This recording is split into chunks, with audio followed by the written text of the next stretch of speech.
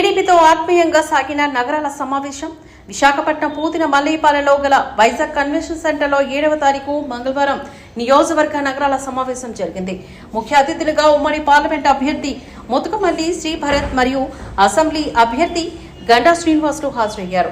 అనంతరం అతిథులిద్దరిచే జ్యోతిని ప్రజ్వలించి సభలో ప్రారంభించారు. ఈ సమావేశంలో శ్రీభరత్ మాట్లాడుతూ, నాకు ఊహ తెలిసిన వరకు కుల వ్యవస్థ అంటే ఏమిటో తెలియదు. రాజకీయాల్లోకి వచ్చిన తర్వాత దాని ప్రాముఖ్యత తెలిసొచ్చింది. చేతి ఉమ్మడి ప్రభుత్వం మీ పిల్లల భవిష్యత్తు కోసం వారిని చదివిన చదువుకు తగ్గట్టుగా ఉద్యోగ ఉపాధి అవకాశం ఇస్తుంది. ఇప్పటి ప్రభుత్వం డిగ్రీలపైన చదువులు చదివిన వాళ్ళకి వాలంటీర్ వ్యవస్థ అని ఉద్యోగాలు ఇచ్చామని 5,000 చేతిలో పెడుతుంది.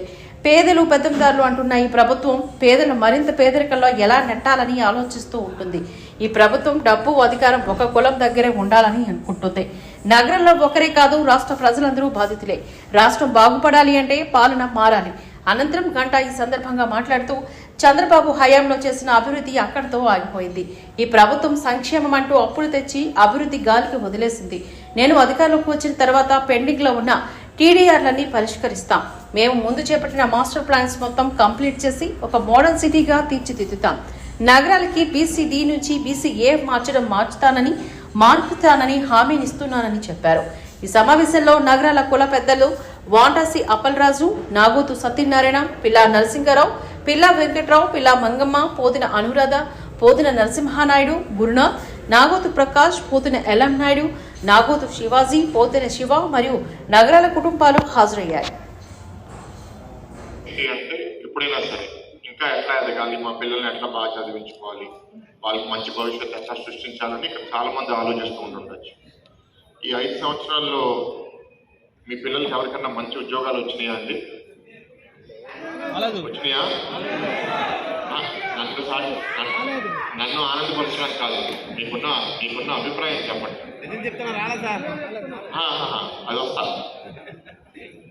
ఇప్పుడు ఫీ రీయింబర్స్మెంట్ స్కీమ్ పెట్టిన తర్వాత బీటెక్, బీకామ్, డిగ్రీ అన్ని చదివి వాళ్ళకి ఎంతో కొంత ఒక 30,000 40,000 రూపాయలన్నా మినిమం ఉద్యోగం వస్తే ఆ ఇంజనీరింగ్ చదివినందుకు ఒక అర్థం ఉంటుంది.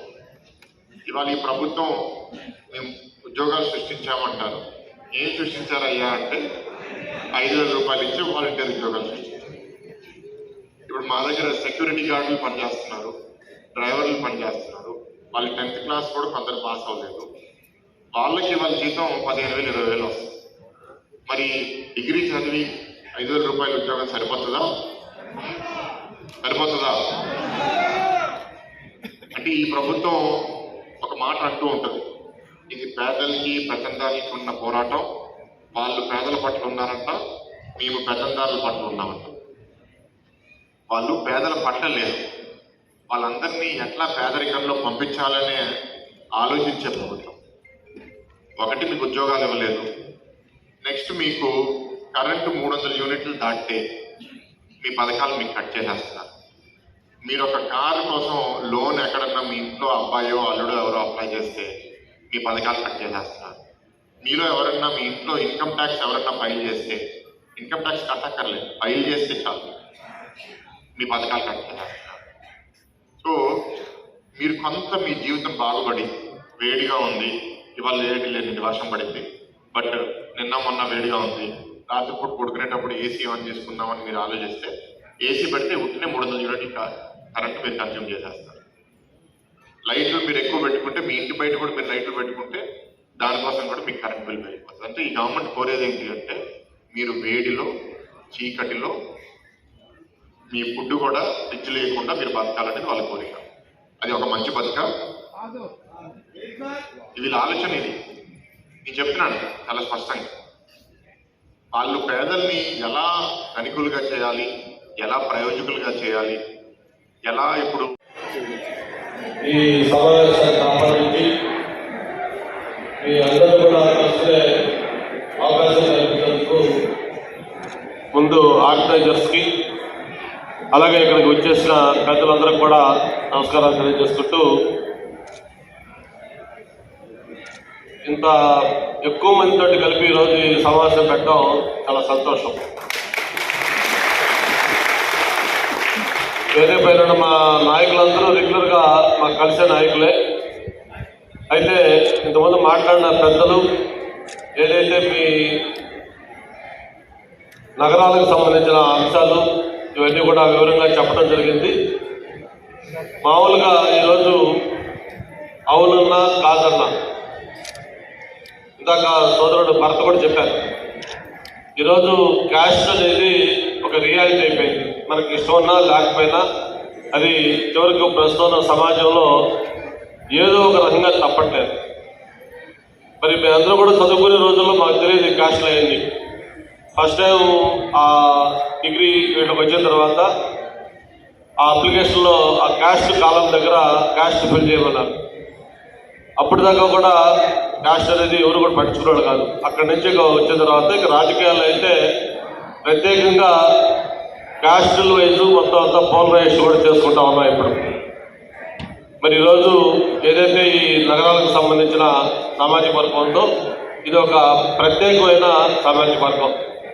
మొత్తం రాష్ట్ర వ్యాప్తంగానో లేకపోతే ఇంకో చోట కాకుండా కొన్ని ప్రాంతాల్లో బాగా కాన్సన్ట్రేట్ అయ్యి బాగా ఇన్ఫ్లుయెన్స్ చేసే ప్రభావితం చేసే పరిస్థితిలో ఈ సామాజిక వర్గం ఉంది. మీ సర్నేమ్ పోతిని కానీ లేకపోతే పిల్ల కానీ కొన్ని ఏదైతే మీ బాగా పాపులర్ నేమ్స్ ఉన్నాయో వాటితోటి ఇక్కడ విశాఖపట్నంలో ఈరోజు మధురవాడ అంటే ఒక హార్ట్ విశాఖపట్నానికి. అటువంటి మధురవాడలో ఈరోజు పోతిన మల్లయ్య పాలెం అని ఆ పేరుతోటి ఒక కాలనీ మొత్తం కూడా డెవలప్ అయ్యింది. అంటే విశాఖపట్నం తెలిసిన వాళ్ళు ఎవరైనా సరే పోతిన మల్లయ్య పాలెం తెలుస్తుంది. క్రికెట్ స్టేడియం కావచ్చు లేకపోతే హౌసింగ్ కాలనీ కావచ్చు, ఇవన్నీ ఒక నోటెడ్ ప్లేస్ కింద వచ్చింది. అంతేకాదు ఇంత ముందు మన విజయ్ కానీ లేకపోతే అప్పలనాథ్ కానీ మాట్లాడే పెద్దలు చెప్పినట్టుగా గతంలో ఈ సామాజిక వర్గాల నుంచి అనేక మంది చట్టసభల్లో కూడా ఉన్నారు. మరి ప్రస్తుతం ఈ సామాజిక వర్గాలకు సంబంధించి ఇందాక ఇప్పుడే చెప్తా ఉన్నారు, ఏదో ప్రభుత్వం కులాల లిస్టు పెడితే అందులో ఈ కులం పేరే లేకుండా లిస్టు పెట్టారని చెప్పారు. అంటే అంత నిర్లక్ష్యం కూడా ఈ ప్రభుత్వం చేస్తూ ఉంది. మరి దీనికి ప్రత్యేకమైన గుర్తింపు గౌరవం ఇవ్వాలి. అయితే ఈ వైఎస్ఆర్ పార్టీ అధికారంలోకి వచ్చిన తర్వాత ముఖ్యంగా ప్రతి సామాజిక వర్గానికి కూడా ఒక కార్పొరేషన్ వేసి ఆ కార్పొరేషన్ ద్వారా వాళ్ళకి మేము గుర్తింపించాం గౌరవించామని చెప్తా ఉన్నారు. అంటే దాని ఎలా ఉందంటే కార్పొరేషన్ వేశారు, ఆ కార్పొరేషన్ ఒక చైర్మన్ వేశారు, ఒక మెంబర్లు వేశారు. కానీ దానికి ఒక ఆఫీస్ లేదు, ఒక టేబుల్ లేదు, ఒక ప్యూన్ ఉండడు, ఒక ఫ్యాన్ ఉండదు, ఒక ఫోన్ ఉండదు. కనీసం ఏదైనా కలగొడితే 10 రూపాయలు పెట్టి కాఫీ టీ తెచ్చాలంటే దానికి డబ్బులు కూడా ఉండటం. అటువంటి పేరుకు మాత్రమే పనికొచ్చే కార్పొరేషన్లు ఒక్కొక్క కులానికి ఒక లెక్కనేసి కులాలను కూడా అపహాస్యం చేసే విధంగా ఈరోజు ఈ ప్రభుత్వం వ్యవహరించింది. వాళ్ళు చెప్తా ఉన్నారు మేము వీళ్ళందరికీ మేము ప్రాధాన్యత ఇచ్చామని చెప్పారు. అసలు స్వర్గీయ అన్న ఎన్టీ రామారావు గారు ఉన్నప్పుడే మీ నగరాలను గుర్తించి బీసీ కార్పొరేషన్ చైర్మన్ చేసింది సుందరంపాత్రుడు గారికి, అన్న ఎన్టీఆర్ గారు. అటువంటిది ఈరోజు కొత్తగా వైఎస్ఆర్ పార్టీ వచ్చి ఏమీ గుర్తించాల్సిన అవసరం లేదు, మీకున్న గుర్తింపు అందరికీ తెలిసింది. తెలుగుదేశం పార్టీ తరఫున రేపు ఎన్నికల్లో ప్రభుత్వం వచ్చిన తర్వాత మీరు కొన్ని సమస్యలు చెప్పారు. ఏదైతే ఈ రేవళ్లపాలెం ఈ రోడ్డు నవోదయ రోడ్డు కొంతమంది 10 కుటుంబాలు రోడ్డు పడ్డాయన్నారు. ఆ రోజు మనం ఎమ్మెల్యేగా మంత్రిగా ఉన్నప్పుడు వాళ్ళకి హామీ కూడా ఇచ్చించాం. ఎందుకంటే వాళ్ళకి ఆల్టర్నేటివ్ ల్యాండ్ ఇచ్చి అప్పుడే ఆ తర్వాత వాళ్ళకి అది ఆ రోడ్డు చేయాలని చెప్పి. కానీ తర్వాత ప్రభుత్వం మారింది, ఆ విషయం పక్కన పెట్టేసి వాళ్ళు బలవంతంగా ఏదైతే ఖాళీ చేసేసి అక్కడ రోడ్డు వేసుకుంటా ఉన్నారు. వాళ్ళకి రేపు అధికారంలోకి వచ్చిన వెంటనే తప్పకుండా న్యాయం చేస్తాం.